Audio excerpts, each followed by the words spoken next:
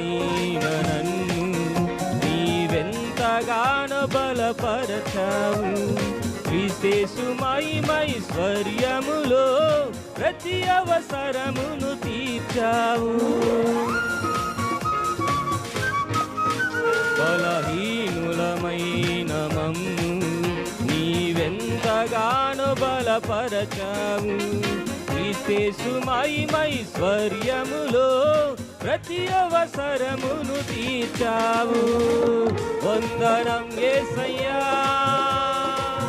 వందనం యేసయ్యా, వందనం యేసయ్యా, వందనం యేసయ్యా, వందనం యేసయ్యా, వందనం యేసయ్యా, వందనం యేసయ్యా, వందనం యేసయ్యా.